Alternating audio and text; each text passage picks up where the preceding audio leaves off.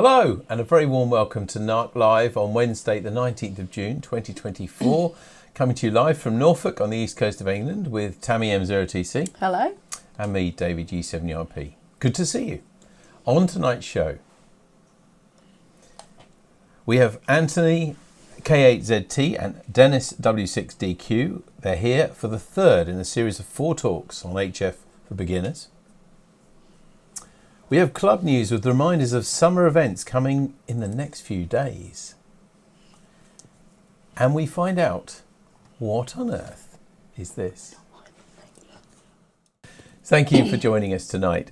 Summer is here, and not just with the weather, because we've got our summer events starting now. I guess we started really a couple of weeks ago with Radioactive.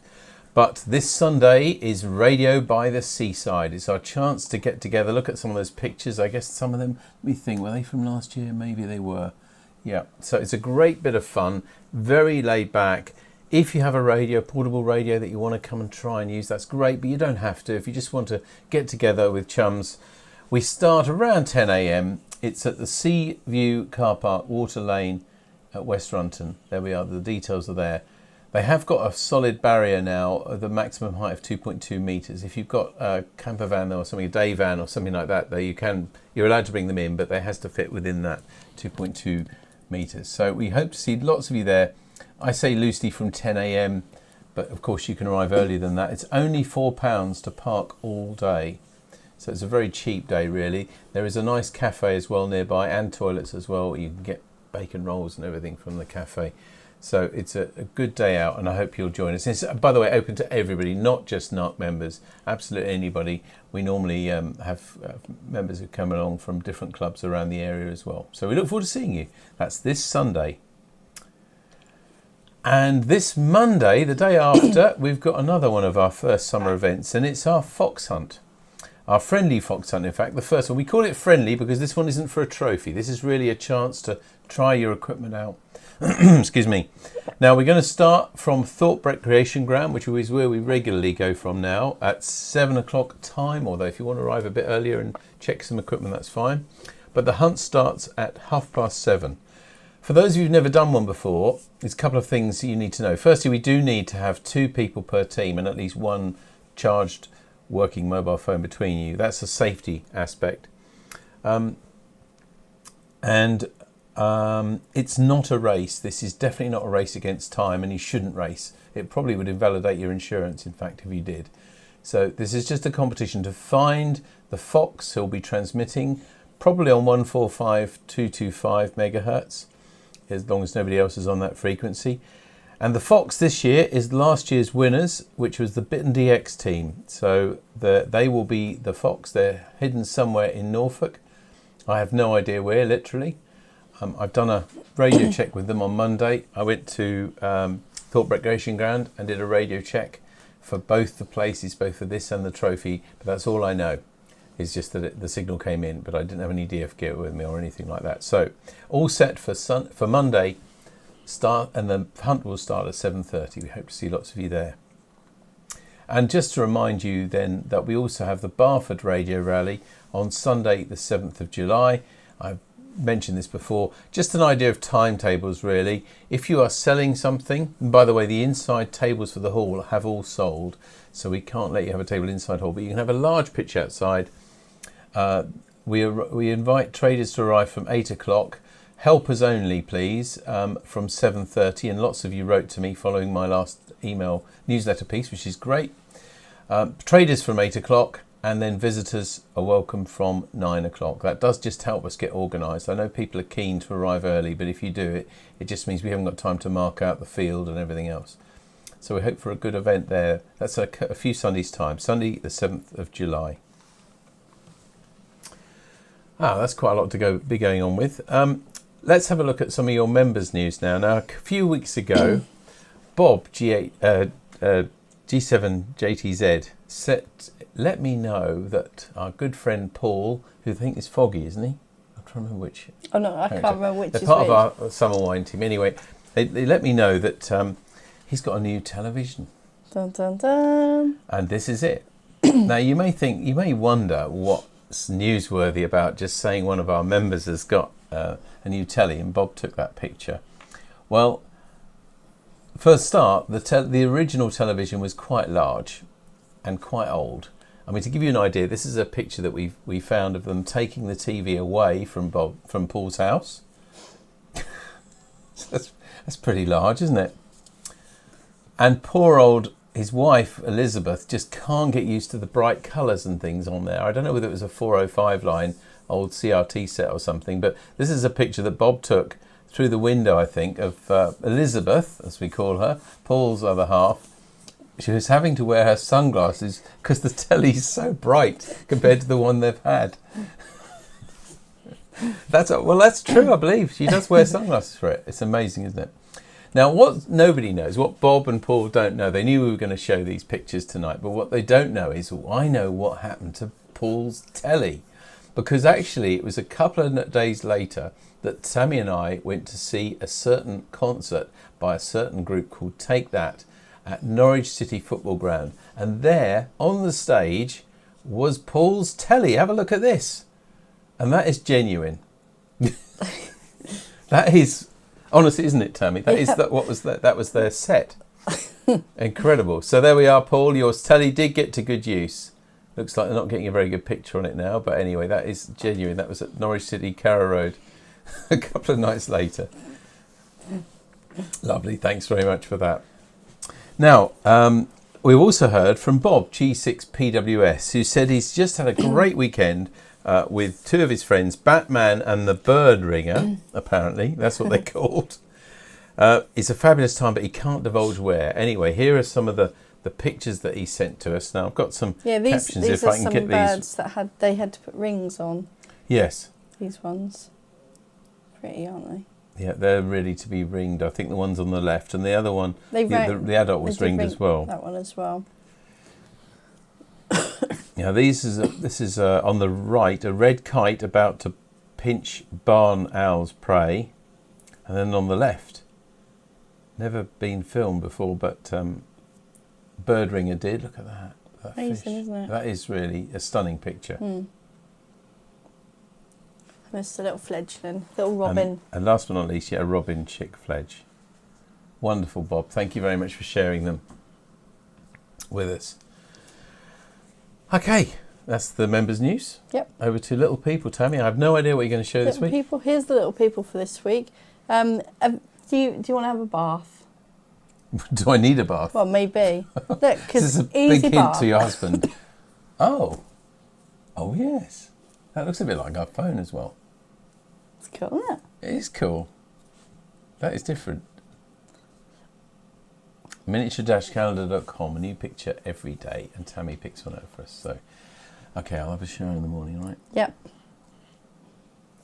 So, what have you been up to? We had some great pictures there from Bob, Paul, and from Bob as well. But please keep in touch. Send anything to us for the show the usual way. radio@dcpmicro.com. We'll be here again in 2 weeks' time. So, plenty of time to get some stories, pictures, or whatever. We'd love to hear from you. So, let's go to our competition. When 2 weeks ago tonight, we asked you, what on earth is this? Or these? And I had no idea if they hadn't have written. Had you? Yeah. Okay. Well, let's read out what people said. Okay. Steve G3VA said, is the mystery object an egg cooker or poacher? I have something similar to this, but find the small pan with 4 trays works better. Ralph 2M0RHT, is it pots for making yogurt in a yogurt maker, or pots for coddling eggs, or something else? Well, I assume coddling means like... I think it's like poaching. I think coddling, okay. I think is a tradition. I won't say an old word because I might offend Ralph, and I don't want to do that. But it's a traditional word. Is it a Scottish word? I think it's where you could break an egg actually into boiling water. Oh, I think that's what it is. It's sort of poaching, I believe. But Ralph, you'll let us know, I'm sure. Ralph is watching, so. Is he? Okay, he'll confirm that or deny. Mike G8E, why on earth? He says, these are silicone, non-stick egg boilers. Why pour your egg from its natural container, the shell, into another plastic container before dunking into very hot water to boil or poach it? Question mark, he says. Nev M0NFY says, Are these small containers for transporting bees? That looks. You've You got to really see- could do that. You couldn't can you? see that. Yeah, when I was typing this script out earlier on, and I read that, and I hadn't seen the picture for a few weeks, and I thought, what on earth is that? But I can see that. Yeah, a little bit of a few holes to let some air in. Okay, well, we'll see. Bruce G4KZT says, I reckon these are for boiling eggs. And he says, see you at Barford, with exclamation marks. So, Phil G4LPP, I think these are camping or picnic salt and pepper bots. okay. He says, this is from Simon, M0EBN. I haven't heard from you for ages, Simon. You says, are these travel salt and pepper sellers? And Peter Stainton G6ZRV says, hi Tammy, I think that the picture is of egg coddlers for poaching eggs. And the answer. Well, we had also did we have something Bob, online? Oh, I'm sorry. G6PWS says he thinks it's an egg cooker. Egg cooker, okay. And Ralph says there's no chance of offending him because he's so thick-skinned. Okay, I'll put that to the test one day, Ralph. Okay. Any other entries? No other entries. Nothing on no. BATC. So the answer is... Da-da-da. Well, it came from Tony, and he actually said that it's specified on the packet that they were called no-shell egg boilers. But I'm with Mike here. Why would you take them out of the natural shell to put them in something else? But Do you know why do you poach eggs, then? Uh-huh. Oh, so, Because poached eggs are different to boiled eggs, yeah, true. Oh, true. Okay. aren't they? Well, we better not start a big debate. They're a bit wet, though, poached eggs, aren't they? Well, they can be. Anyway, let's not get onto our domestics here. All right, well, thank you very much. Well done to all of you who entered. Oh, look, Ralph has just said that coddling is gently cooked egg in a small dish, placed in a bath of hot water, lots of butter, a shake of salt and pepper. Yum, yum. Right. Okay, thank you, Ralph. Thanks very much to Tony, M0TDK, who sent that picture to us as well. What have we got for you this week, then? Because I'm going to ask you, what on earth is this? Now, we've got radio enthusiasts, presumably are main people who watch this. I think they'll know what this is. Is there any clues there? I don't know. I can't see any more. You can see the idea of the size, because you've got, what is it, 2-3 centimetres there. Anyway, if you know what that is, I've got to be careful how I word this. If you know what that is, What on earth is this? what on earth is this? Then send us an email to radio@dcpmicro.com by 3 o'clock on Wednesday week, and we'll reveal all in the evening. So, just time to tell you what's happening this week in the club before we meet our guests this evening. On Sunday at 7 o'clock, the GB2RS News this Sunday on GB3NB. On Monday night, at 7:30, the Monday Night Net on GB3NB. And at 8 o'clock, the 80 metre CW Net on 3.543 megahertz. Then next Wednesday, a week from tonight, June the 26th, where did June go? We'll be having an informal social evening at CNS with Bright Sparks for our young members. So I hope to see lots of you then. And of course, keep sending us your pictures. Maybe if you've got any mystery items as well. We've got a reasonable little stock now, but love to see some more gadgets and things like that. Send them to the usual address. And also, of course, our card, which we're very happy to send to anybody you think will be cheered up. Just send us their name and address. We'll add your name to ours and send them to them. radio@dcpmicro.com for anything to do with NARC Live or indeed the club as well. Thank you. So now we're going to meet our guests. They're becoming regulars now, really. That's Anthony, K8ZT, and Dennis, W6DQ, over there in the States. Good evening, gentlemen. Oh, I haven't turned them up. Oh, my fault. Tammy, what's going on I know, tonight? laps tonight. Sorry. Anthony, Dennis. Good evening. Good evening. Ah, we've got you. Great. Thanks very much. Yeah, good to see you both. But I mean, before we go launch into this, before we went on air, we did just have a quick chat between us about the extremes of weather. And we just told you that we'd had a quite a wet and cool start to the year. And for June, it's only now starting to warm up. But you've got the opposite problem, I believe. Yes, we do. Well, we had a high of 96 degrees Fahrenheit. I think that's about 34, 35 on Tuesday, and we're probably going to have a very hot weekend for our amateur radio field day. Yes. And Oh, Dennis is out in the desert, so that's nothing new for him. It's nothing new here. Yeah, today we're seeing a high of 94, which is actually pretty mild. But and of course that's Fahrenheit. On field day, we're looking at a high temperature of 106. oh, 106. 106. It's not our record. A few years ago, we had 110 on field day. We measured 110 at our field day site. That's It's like, just oh, too much. That's it's just brutal. getting too much, isn't it? So just for everybody at home, Anthony, you live in Ohio, I believe, because you were very Yes, near where that's the correct. convention was. So we get wet heat. Dennis gets dry heat, but when you're in an oven, it doesn't matter anyway. No, no, but at 100, I'm just going to look at that up actually. What 106 degrees is? Talk amongst yourselves. 6 degrees F is.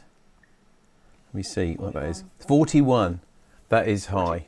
I mean, we do, I suppose, have that in this country sometimes in very, very hot summers, in the very peak of the summer, but yeah, we wouldn't like that for very long. Well, I hope you did well. Anthony was telling me that he's just gone out and bought hundreds of bottles of water and things to keep people well, you know, lubricated. So, yeah, very important. Hydrated.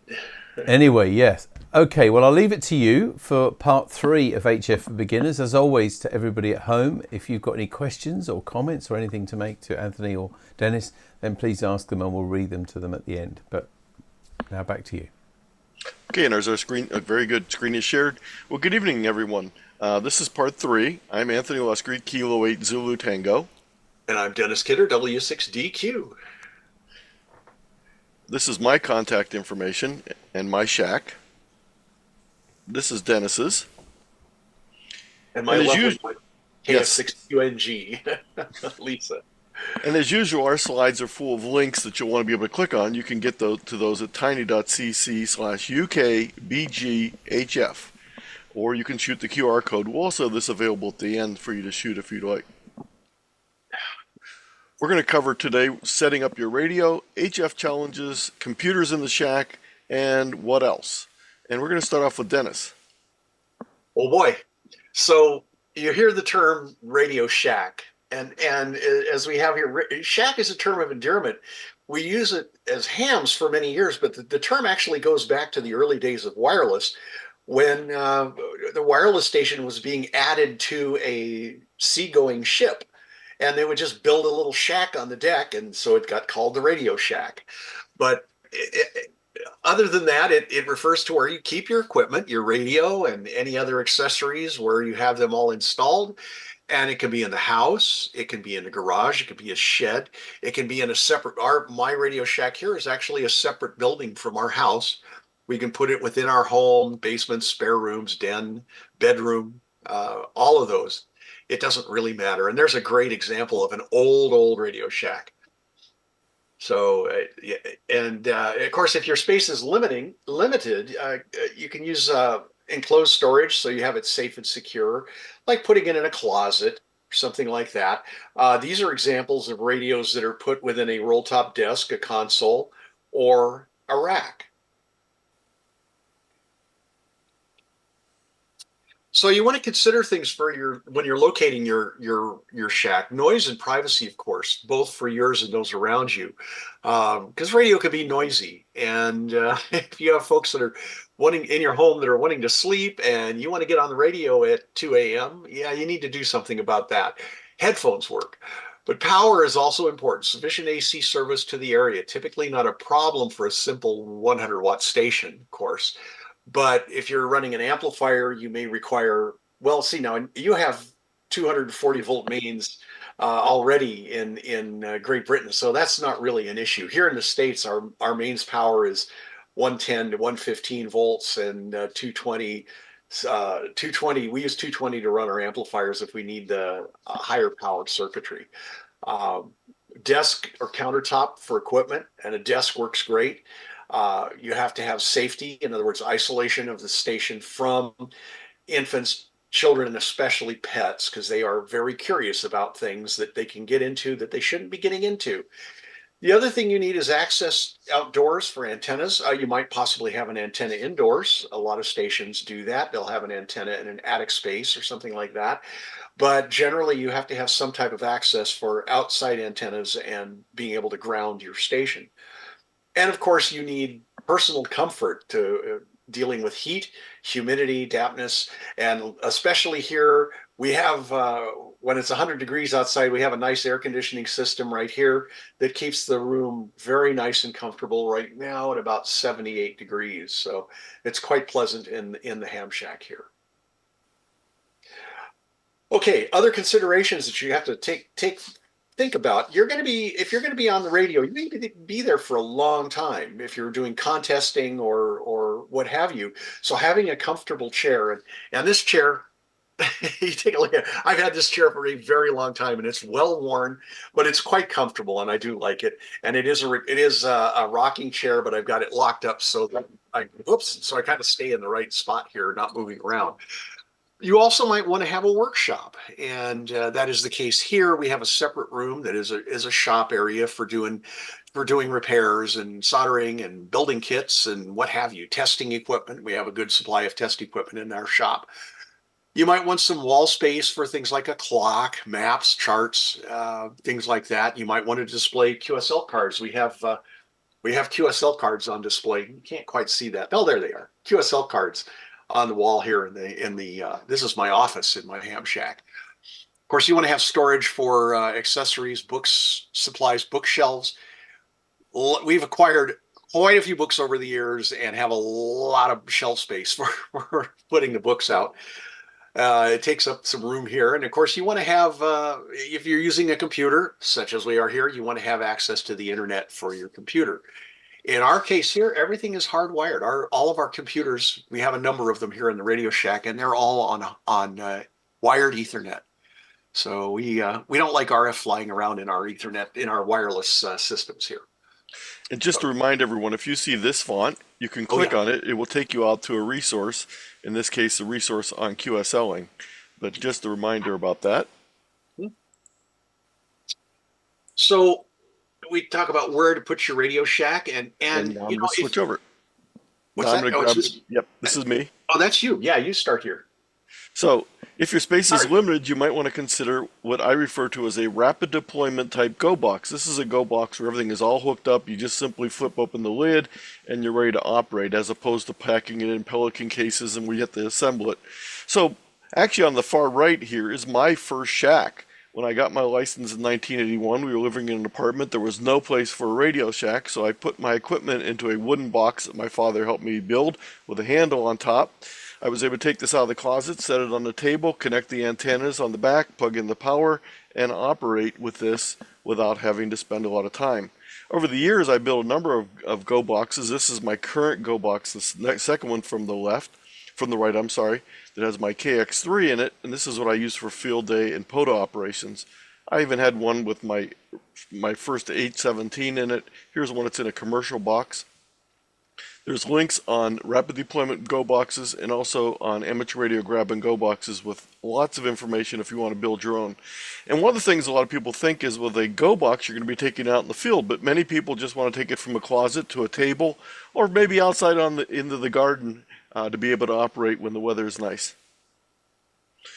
Items with frequent interactions, such as the rig, rotor control, paddle, etc., should be at the main level. This is very important for Radio Shack ergonomics. If you're reaching above your head to tune your radio, it's going to be very hard on your arm and very hard on your eyes. So items with less interaction can be pushed off to the sides, under the tables, or way up high. I just wouldn't put really heavy things above my head, but you don't need to have the access to those in the same way. So the two main things in my shack are my computer and my radio. So those are right front and center. I'm right-handed, so I tend to prefer to have my radio on the right-hand side because that's my tuning hand, but it depends on you. Sight lines for the computer and radio for easy and comfortable viewing. Your computer should actually be slightly below your eyesight, so you're looking down as opposed to looking up again. Here's our shacks. This is Dennis's shack, at least before he did some of his remodeling. Actually, that one still is that's one of several rooms within the Radio Shack. It is a fairly large building, and that happens to be where we play with AM radio. We operate AM on 75 meters, and you can see in the back there some of my old broadcast transmitters that have been repurposed to the amateur bands, and some of my vintage audio equipment, as well as some modern audio equipment in there too. But that's one of several radio rooms here in the Radio Shack. And my shack is on the right here, and one of the things, we added a room onto the back of our house 20 years ago. I was able to move my shack out of the basement with one promise that I had to make to my wife, K8ZT, and that was my shop and my repair station and my soldering would all remain in the basement. Only the operating station would appear upstairs. And over the years, it's gotten bigger and bigger, but I got a corner desk that fits in the corner here. One of the things I did is we had all these very hard walls here, and there was very little absorption, so I got foam core that's used for insulation, 1 inch thick, 4 foot by 8 foot, covered it with some upholstery material, and then mounted it on the wall. It made very nice to be able to push pins into, just like a cork board, but it also absorbs quite a bit of the sound. So when I'm facing into the corner, my voice is not bouncing behind me. My main radio is down to the right here. You notice I've went to 3 monitors doing online presentations and things like this. It's always nice to have a second monitor. So right now my Zoom is on the monitor on the left and my presentation is in the middle. I don't have the screen turned on top right now, but this typically is used for a geochron type of program that runs a clock and gray line. I can also put multipliers up here. And of course, because I'm from the Akron area, you have to see the blimp passing over calling CQ, CQ, CQ. We are the home of the Goodyear blimps. Unfortunately, they changed the engines in these so they're not as distinctive, so it's harder to tell when they're approaching. But they quite often fly over my home, so that's one of the nice things about living in my area. I like that. Let's see, let's go to the next slide here. And this is still me. Okay, safety and compliance is you. That's me. So now, you've got your shack set up, and now you're going to get your antenna installed, and you're going to have to route it into the house and connect your transceiver up and its power supply. Now, interesting, Anthony, I note that this chart has the U.S. national. Yeah, because we do not feel comfortable discussing your national electronic thing. So this is one case where we didn't try and change it because we were afraid we would just make fools of ourselves. Yeah. So we don't really understand the codes in the UK, so we figured best not to talk about it. But the basics are true.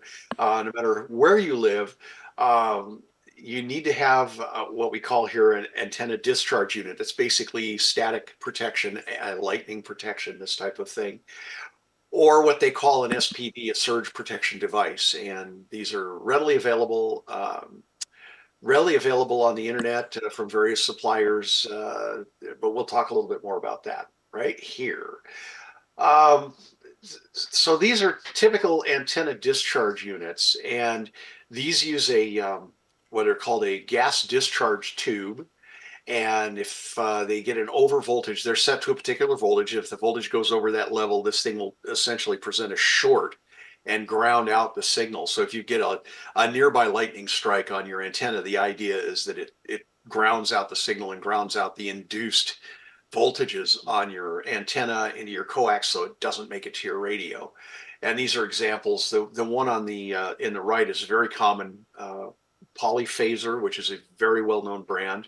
I use a combination of polyphasers and ones that I get from a company called Array Solutions, and they're quite effective. We use it. We have quite a number of antennas, and we're in a very lightning-prone area, so we do have to make use of that. And I think, Anthony, you got the same problem there with lightning where you live. Yes. So our code here says that that ADU, that discharge unit, has to be located as near as practical to the entrance of the conductors to the building and grounded within accordance to 810.21. So 810.21 talks about your home, your structure, and the ground that's provided by the mains entrance. There should be at least here in the States, and I'm sure it's the same in Great Britain, that you have a ground at your service entrance where the mains come into your structure. So what we need to do is, the term is called a single point ground, and it doesn't mean that they're all connected together at one point. It means that they're all just connected together, so they're bonded together. So wherever that antenna discharge unit is, if it's 20 feet away, 30 feet away, 40 feet away, 10 meters, 20 meters, you have to bond that back to that service entrance ground where the mains come into the home. And that's important that that ground stays the same. So this is the idea of the antenna discharge unit. Now, these are examples of setups for, you see in the lower left corner, one of the polyphasers is connected to a ground strap and then just tied to a ground rod. That's not necessarily, it doesn't show, and I have the problem I have with that photograph is it doesn't show that being connected back to that mains entrance ground.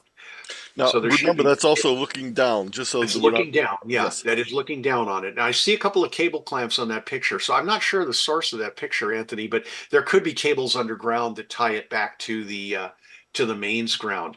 But if you take a look at the picture on the right-hand side, this is showing the entrance from outside of the shack for the antenna connections, and they're tied into a copper plate, a common plate, and then a piece of copper strap, which presumably in this photograph goes to a grounding system, which may consist of multiple ground rods, again, tied back to the mains entrance ground.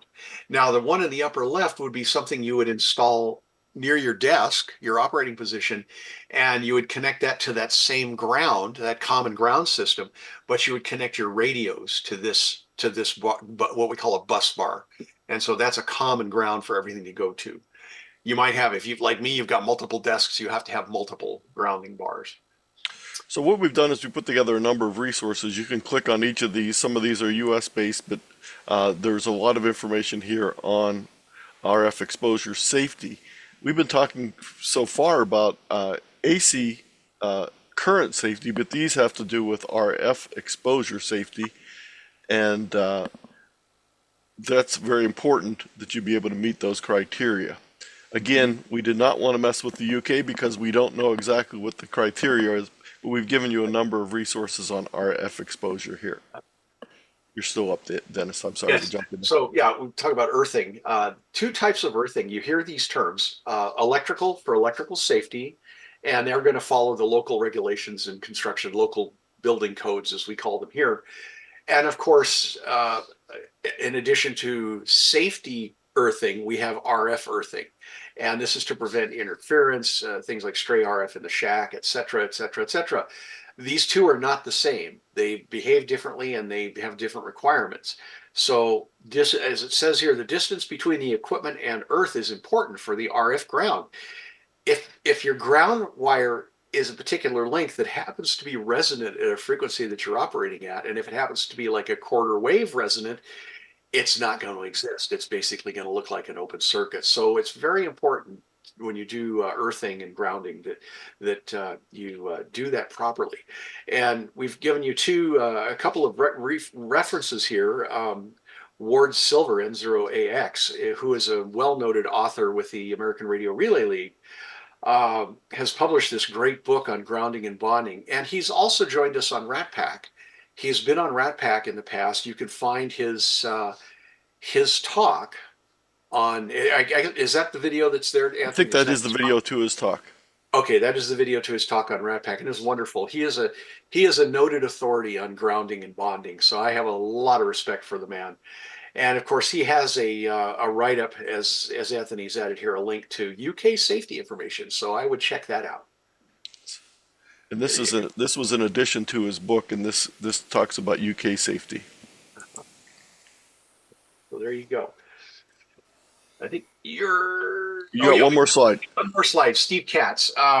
Steve Katz is another well-known, outspoken person here in the United States who talks about grounding. And we've been trying to get him on Rat Pack for quite a while with no luck. But you can check out some of the things that he's published at this link. And Steve is actually a pretty sharp guy when it comes to this, like Ward. He's got a lot of knowledge about grounding and bonding, earthing and bonding. And take a look at his materials. And I think the idea of dispelling the myths is really the right attitude. I appreciate what he's doing. Anthony, it's all yours. Well, now we're going to talk about getting that RF out of your shack and onto the air. And for that, we need antennas. And this resource I'm going to click on right here is a link that I put together for our local club in 2020. And the reason why I did this is during the pandemic, we had a number of people operating on their own when they would typically operate with the club for field day and other events. So they weren't used to putting up their own antennas. So this was originally called portable antennas, and this link will take you to this document. And it goes through and gives pros and cons about different types of wire antennas, verticals, beams, magnetic loops, integrated antennas. And then the section after that covers each of these in more detail with resources including articles, videos, how-tos, and even in some cases commercial antennas. So we have half-wave resonant, non-resonant, non-resident, non-resident, end-fed antennas, inverted Vs, wire loops, verticals, beams, stealth and indoor antennas, 10-meter antennas, and so forth, all the way down through VHF antennas. Then we also have a handout here from the villages. This is a place in Florida where there's a lot of limitations on home ownership, and they put together this thing that talks about stealth antennas, and I got to fix the link. I will fix the link. I'm sorry about that. I will fix the link. But basically, they put together this grading guide saying how stealthy is an antenna, how expensive is it, what bands does it work on. So if you have to hide your antennas, this is a good resource for that. So really, antennas turn out to be the #1 HF activity challenge. And we don't have time to really talk about antennas as much as we'd like to today, but we'll talk about a few factors of them. So most people, when they get their license, think that the hardest part is going to be acquiring all the equipment, but the hardest part typically is getting an antenna up and able to be used. In the US, we call them homeowners association requirements. The UK, you might hear terms like leasehold, common hold, local zoning, no antennas out loud, etc., etc. Or you may have the problem where you're allowed to do it, but your garden is too small to fit antennas. Or you have no property at all. You live in a high-rise, an apartment, a multi-unit housing, etc., so there's no place to put an antenna. So some of the possible antenna solutions are temporary antennas, stealth or hidden antennas like the Villages group, indoor balcony antennas, mobile or portable operations, remote HF station operations where you move everything off-site and you use the internet to connect to your remote station. This is that link I showed you earlier, and it has some information here on different types of antennas, flagpole antennas, end-fed antennas, dipole antennas that can be put into least restricted areas. The #2 challenge after we get past the antenna thing is some of the limited opportunities. Some people with foundational licenses feel that the power limitations may make it difficult to make HF contacts. Well, I have some good news for you. #1, that those numbers have been increased when you look through the regulations, but I've been operating with 5 watts voluntarily here in the US, and I'm only at 115,000 QSOs over the years, so it's possible to make HF contacts with low power. Some people have problems because they're not able to use the CW portions of the band because they're not trained in Morse code, and there are ways to get around that. There's 2 great groups out there that do online training all around the world. One is called the Long Island CW Club, and another one is called the CW Ops Group, and they have people around the world teaching Morse code via Zoom. And you can find out more information by going to their websites or going to the Rat Pack site and searching for Long Island CW or CW Ops. Now, in the US, we limit new operators by frequency as opposed to by power level, so that can be a problem in the US. There are some other things. Some of the bands are more difficult to use because of the size. The 160-meter antennas are quite long, etc. So there's a number of things that could be possible roadblocks, but they're all things that can be surmounted. The next thing I want to talk about a little bit is about actually moving on to a completely different subject, and that is we got everything set up and we want to start operating, and what are some of the things that will help us in our operating? And one of the things is having computers in the modern Radio Shack. Computers are fairly new to the Radio Shack, probably starting in the late 80s, early 90s, but they have a lot of uses nowadays. Matter of fact, even the radio you're using may be a software-defined radio that's using a computer to do most of the internal operations. But here we're talking about external computers. Computers can be used to control your radio, to operate digital modes such as FT8 and FT4. They can be used to keep track of your logs, as you keep track of your contacts in a log. They can be helpful in doing contesting, doing QSLing via electronic means, are finding stations that are on the air ready to be talked to by using spotting clusters or something called the reverse beacon network, which we'll touch on a little later.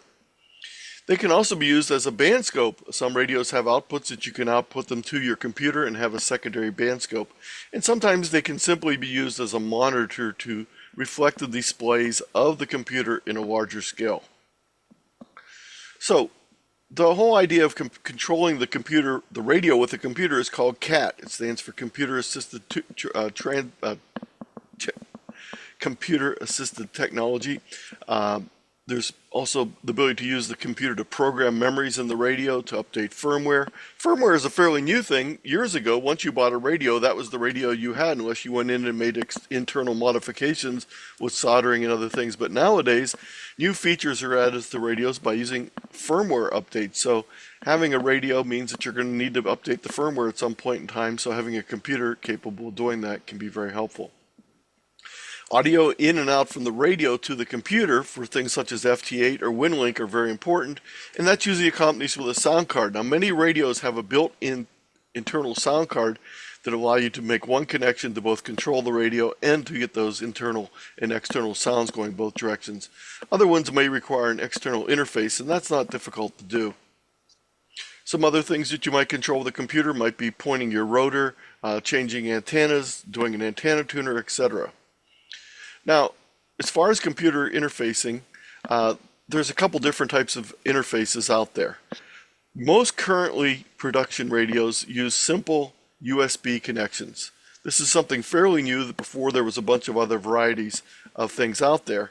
But if your new radio does have a USB interface, you're typically going to be using what's often referred to as a USB printer cable. That's an AB cable with a flat end and then the sort of rounded end here. If you do buy one of these, I suggest you purchase one that has RF suppression built into it with ferrites, or you can wrap these around ferrites to remove some of that. Some of the other older radios use proprietary interfaces, or they used RS-232, what we refer to often as serial interfaces. If your radio has a serial interface, RS-232, and you want to use it with a modern computer, you're probably going to need a USB to RS-232 adapter. And I strongly suggest if you buy one of those, make sure you buy one that has what's referred to as FTDI. That's the type of chip that's in there. Avoid the ones that are described as prolific. Also avoid very cheap cables. They probably won't work and they'll just give you headaches. CAT allows you to control the frequency and mode of your radio when using a computer program. CAT allows you to read the frequency and mode from the radio into a software program such as your logging program. And I mentioned a little earlier the RS-232. Some of them also use what's referred to as TTL. So you may need to, if you have an older radio, go through some adapters to be able to use CAT control with your computer. I mentioned earlier that many of the newer radios have built-in sound cards. If they do, you can get by with one USB cable to get both computer control and digital audio. If you don't, you might need an external sound card interface. And there's sound card interfaces are mainly used for doing things such as digital modes, such as FT8 and FT4. You can click on a link here to find out more about those. But they can also be used for other digital modes, including RTTY, PSK, slow scan TV, etc. They can also be used as a push-to-talk command. When you press the key on your keyboard, it will turn the radio's transmit on.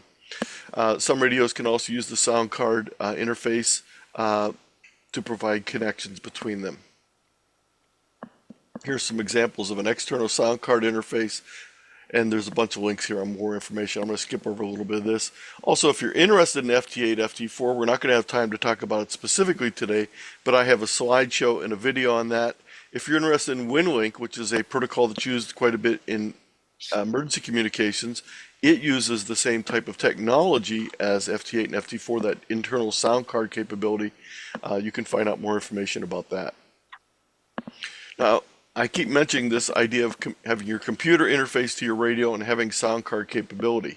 So if we look at a radio either with a built-in sound card or if we add an external sound card and we connect that to our computer, we then can install some simple software programs and have access to a large number of different modes beyond your typical phone and CW. By installing W6DQ, we get FT8, FT4, JT65, Whisper, and other modes. If we install a program called FLDigi, we can have access to all of these other modes. These are all free programs. If we spend a little bit of money and install something called a VARA software-based modem, this is a piece of software that has a fee on it, but it's not that expensive. We then have capability doing all the VARA-dependent modes, such as WinLink, VARA FM, VARA AC. These are all modes that are used quite a bit in emergency communications. Although logging is no longer required in the U.S. by the FCC and in most countries by their governing agencies, there's a lot of reasons that you might want to keep a log. There's lots of great reasons to do that, and I have a whole presentation on logging software for both general use and contesting, and you can click on these links, go out and get access to all of those materials. Also, I did a presentation for the Rat Pack group on amateur radio and computers, and you can go see that on this slide also. Okay, Dennis, you're back up. I'm back up. So, as you start putting your station together, you're going to find that you have a lot of accessories that you've added, and you're going to have a way to connect all those accessories together. So we're talking about things like an antenna tuner, a power meter or an SWR meter. If you have multiple antennas, some kind of an antenna switch. So you're going to need short coaxial jumpers. Now you can either buy these, they're commercially made, or you can make them yourself. It's not hard to make a coax cable yourself.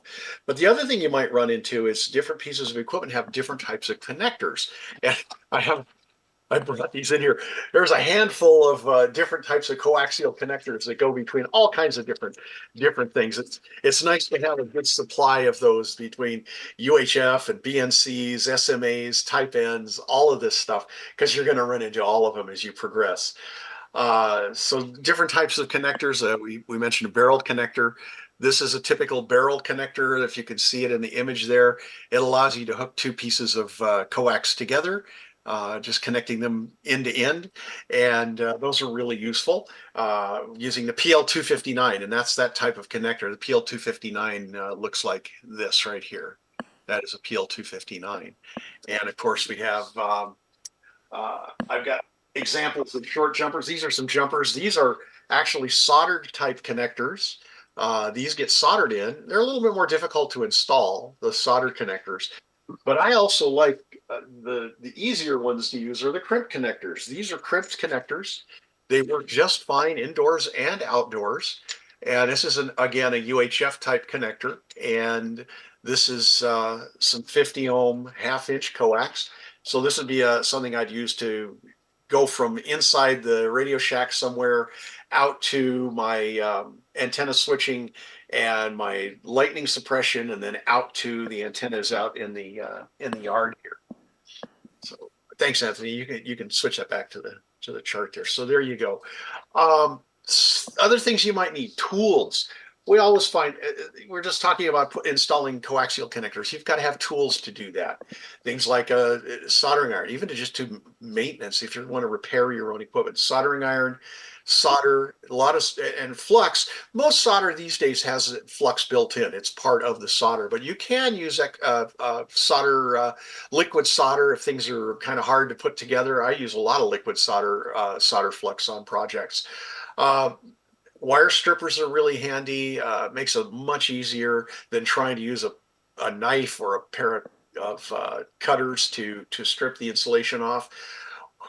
Pliers, like regular gas pliers, needle nose pliers, and of course the side cutters or diagonal cutters. We talk about things called flush cutters if you're working with circuit boards. Crimpers, if you're doing the crimp type coax connectors, they require a special tool to crimp the connector on. And they're not terribly expensive, but they're very, very useful. And I do a lot of crimped connectors in coax. And some crimpers will have different sets of crimping heads for them that you can interchange. So you need to make sure you have the right crimper head for this various sizes of coax or various types of connectors. Right, exactly. And you won't just use the crimpers on coax. You can use it on your power cables, and your 12-volt power cable might use a crimp connector on it. You may use crimp connectors in a lot of places. And so like Anthony says, there's a lot of different size crimpers, and many of the crimpers do come with other jaws that you can change them out and get different size crimps. Electrical tape, good for weatherproofing. I prefer what's called if I could speak it, self-vulcanizing tape, which is really great stuff. It's very waterproof. Regular electrical tape, like friction tape or the stretchy stuff that you use, over time it will degrade. The self-vulcanizing tape, when you stretch it, it causes a chemical process to take place, and you wrap it up, and it actually seals itself. It bonds itself to itself, and the tape does, and it bonds to the surface you're wrapping it around. I use that on all my outdoor connections. If I'm using the UHF type connectors, and it does a great job. It's almost impossible to remove it. You have to take like an X-Acto knife and slice it off. It's that good. Of course, screwdrivers. There's an endless number of screwdrivers and different types of bits.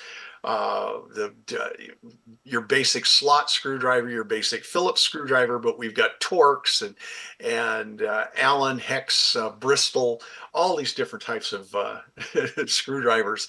So it helps if you're doing a lot with radios. It helps to have all of those tools.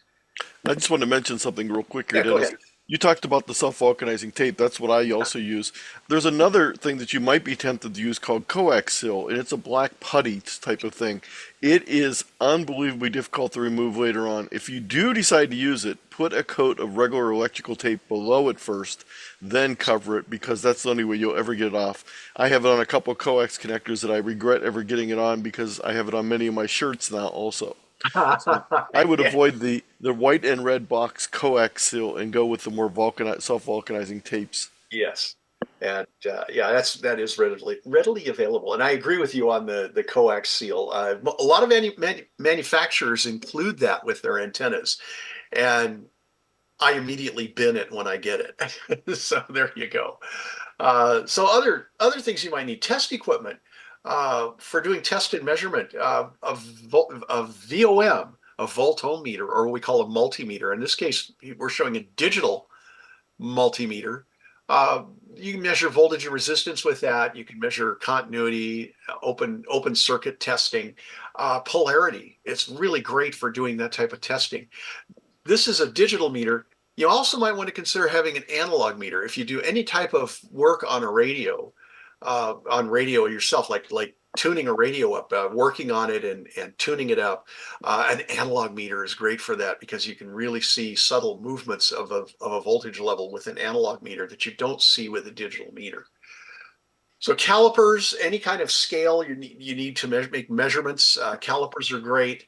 We have several sets of those in our tools here, as well as wire gauges, another useful thing to have. And the list goes on. Well, I'll take So over for you, let's Dennis. And take over here. Let's see. No, wait a no, minute. you're still up. You're still This up. is I'm still sorry. mine. Yeah, Yep. I'm just looking at my chart here. This is my last piece. Mentoring. You've heard the term Elmer. We like to refer to our Elmers as mentors. And it's someone who can help answer questions and, as we say, avoid some pitfalls in the hobby because they have the experience. They may have already experienced those pitfalls and can share that with you. But they can answer all kinds of questions about what rig you want to buy. They may loan you test equipment like an antenna analyzer, or if you're having trouble understanding a particular concept, the mentors are there to help you understand it and make it clear. So if you haven't already got a mentor or mentors, uh, we suggest that you find a mentor. And interestingly enough, I have to share just a little aside, my call sign, W6DQ, uh, that call belonged to one of my mentors when I was in high school, which was some 53 years ago. And Czech Titcom, W6DQ, taught me about antennas and feed lines and all that stuff. And I was graced with being able to obtain the grant of his call sign when it became available. And I am very, very proud of that. He was a great man and one of several mentors that I had when I was a kid in high school. And even with 53 years, 54 years of experience in amateur radio, I still look for mentors because there are things I still don't understand and people will help me out. So you don't have to be an old timer to not have a mentor. But finding a mentor, this can be tough, but a club such as your club, you probably have mentors in the Norfolk Amateur Radio Club. But that's the first place to look. You might look if you're taking a licensing class, you might look there for a mentor, for people that are uh, giving the class. A lot of us old timers are more than happy to help newcomers and old timers alike. And some clubs do have formal programs of mentoring, and we do in our club here in the Sierra Amateur Radio Club. We have a mentoring program. So if you're looking for an amateur radio club to join or to check out, RSGB Club Finder, the link is there. You can find a club near you uh, to check out. So I think this is I'm up now. where you come in. Yes, Yeah. and I just want to mention one more thing about mentoring. One of the things that I think is very important is a lot of people think of it as singular mentor. I actually have multiple mentors because I know that certain people are better with certain topics. So I have at least 4 too also here, Dennis. And so if I have antenna questions, I ask Steve. If I have technical electronic questions, I ask Frank. If I have certain other questions, I ask other people. And I seem to be our local computer to radio interface mentor, so I spend a lot of time doing that. So it goes both ways. As my wife says, I used to be the young kid asking all the old people the questions, and I'm the old guy that the young kids ask questions to. So I put together a quick little guide here, and this has to do with my way of mentoring. It originally started as a letter to my nephew when he got his license as an email, and it just sort of grew from there, and it's called the Ham Radio Quick Start Guide, and it's got information on getting your license. Of course, this is all US based on getting your license, so you can skip over all that. But then it has information about after you pass your exam, things about how to find frequency charts, joining groups, putting together your station, a lot of things that Dennis and I are covering. But there's just a bunch of resources here in this little quick thing, and expanding your activity. So a lot of what we're talking about in this presentation is also based on that original document I wrote. So feel free to share this with someone just starting out or someone that's just interested in getting their license. Sometimes you can do it as a group mentoring project, and our local club decided a lot of people weren't that familiar with HF. So we had a VHF UHF net every Monday night, but we decided to add an HF net. But instead of picking just one frequency, we decided to make it a band explorer net, so this would give people a chance to be on different bands. So each Monday, based on the week of the month, we have a different band. So the first week of the month is on 6 meters, second month is on 10 meters, second Monday is on 10 meters, third Monday is on 40 meters, and the fourth is on 80 meters. This gives people a chance to try out different radios, different antennas. And when there is a fifth Monday, during the wintertime, we operate on 160. During the summer, we pick one of the other work bands, which people don't have that much experience with. So this was a way to get new hams on the air on multiple bands. And it was very interesting when we started this. A lot of people said, well, you know, I want to get on 80 meters, but I don't have an 80 meter antenna. So this was the impetus for them to get on 80. So this is just more information on the band exploration. You can do that at your place. Here's some more resources, some books. I like both the ARRL operating manual and the RSGB operating manual. I think they're both really good resources. One of the best books out there is a book that people turn their noses up when they hear the title, and that's Ham Radio for Dummies. This is written by the same Ward Silver that wrote the grounding and bonding, and this is a great book, and there's also a corresponding website to go along with it. So if you're thinking about a book to pick out, this is a great one. If you're looking for videos on YouTube, Dave Kassler, K8ZT, KB9VBR, and the Ham Radio Crash Course are just 3 of many out there. Now you can also find a lot of bad videos on YouTube, so these are some of the people I would suggest taking a look at first. If you're looking for maps and charts, I have a whole presentation on maps and charts for amateur radio, everything from band plan charts to frequency allocation charts, amateur radio maps of different countries, prefixes, zones, etc., interactive maps, grid square maps, software and applications for mapping and controlling your radio cheat sheets and mini manuals, and even operating guides for various varieties of amateur radio. This is all a giant presentation. There's also a video recording of it you can watch. And of course, the session we're doing today, you might want to share it with your friends if you haven't. This is the link to that. Also, if you're interested in QRP, which is low power HF operations, I did a presentation last year for the RSGB. You can watch that video. And we're at the end, so we're ready for questions and comments. And I'll leave the link up here for a little while if you want to shoot the QR code or get the link for the slideshow, tiny.cc UK BGHF. Excellent. Thank you both very much indeed. I don't know if I'm the only one watching, but you don't realise really how much there is to this hobby sometimes. I don't think about it anyway, until you hear something like this. And we're only on part 3 of 4. So there's so much to learn. And of course, that also means that newcomers who nowadays, in this country at least, do them, I don't know if you're aware of this, but they do them largely online.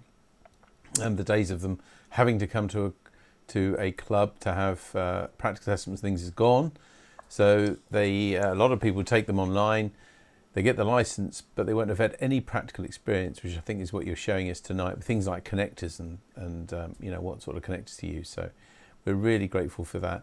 If you're watching this now at home, please do ask us questions. We haven't got much at the moment in terms of questions or queries, but I hope that some people will respond to that.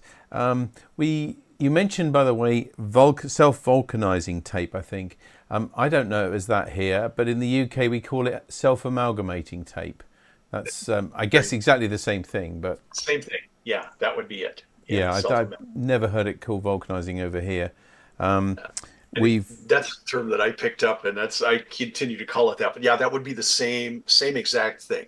Yeah, no, it's great. Thank you. I wasn't criticising. Just saying there's a few little Anglo, conversions and things that are needed. As you say, we have. Sorry, Dennis. Go ahead.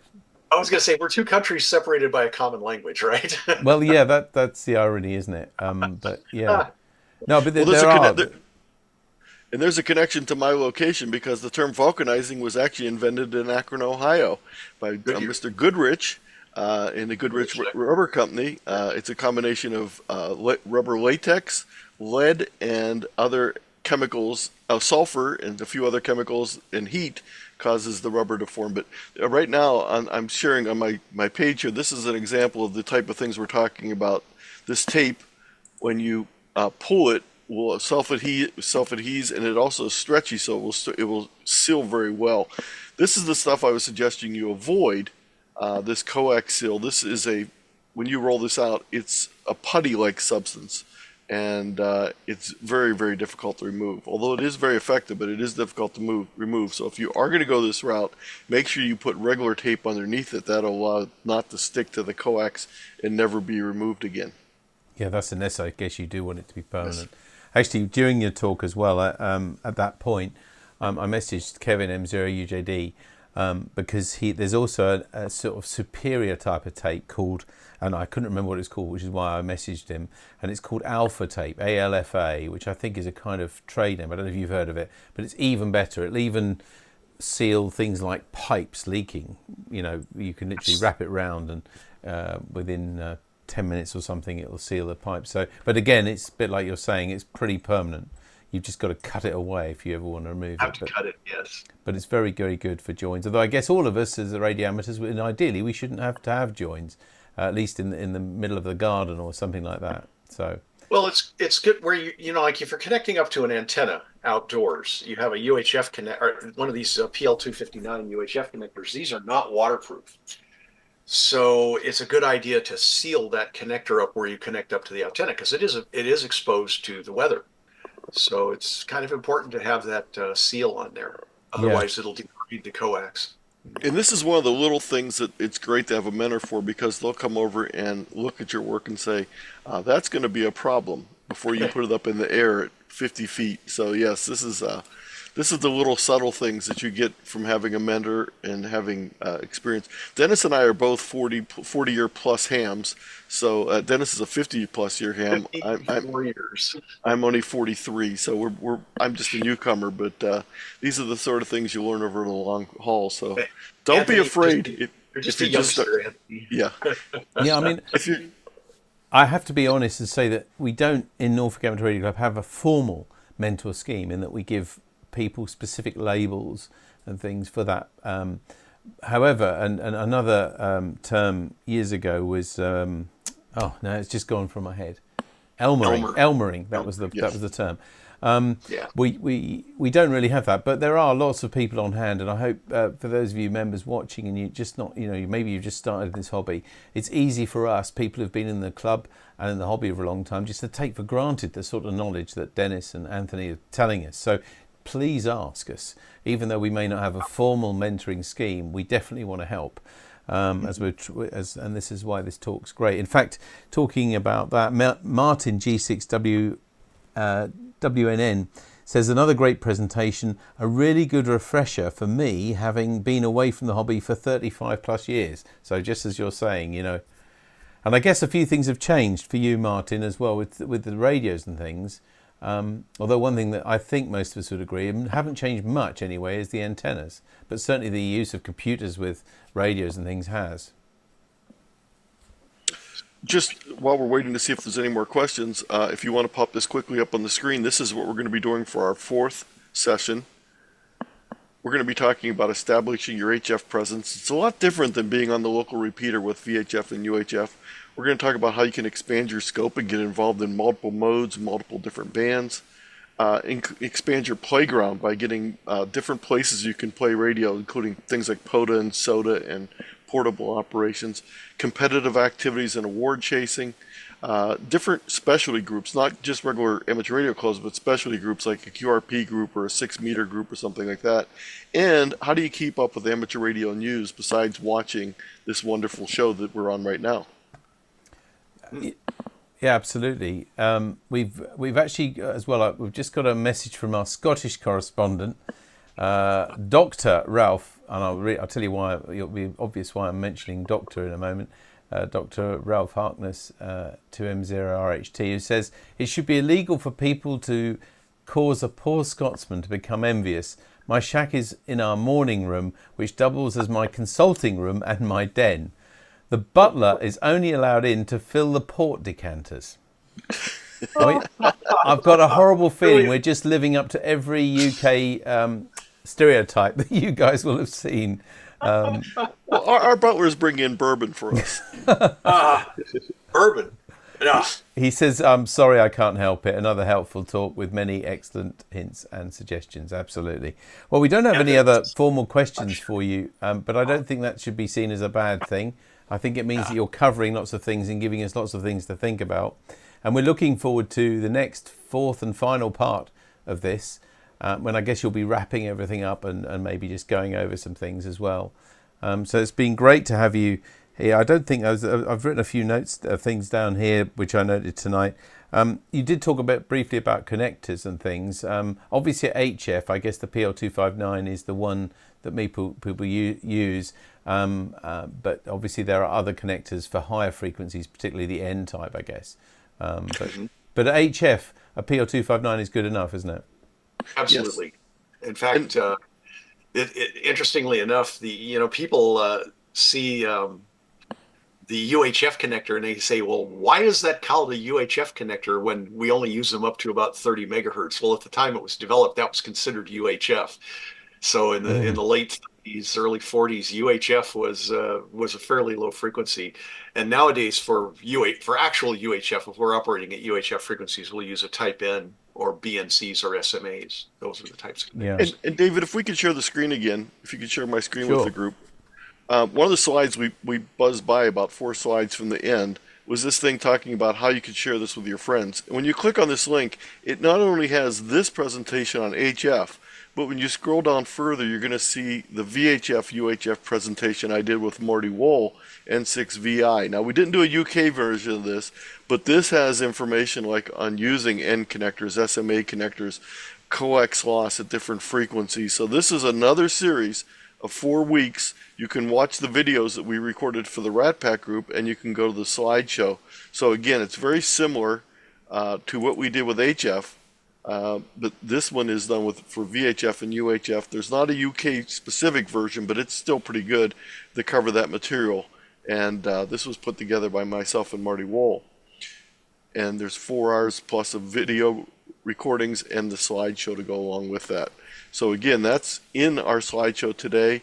It's at BGHF VHF UK is the link, and that gives you this document that covers both the links to all of the UK HF and all the VHF, UHF. It's lovely. Yeah, well, as always, we do record this as well, and that will be up on our YouTube channel in the next few days. So if you did miss taking down that link, or indeed, of course, you're watching this later anyway, you can freeze frame it there and then take that link from that.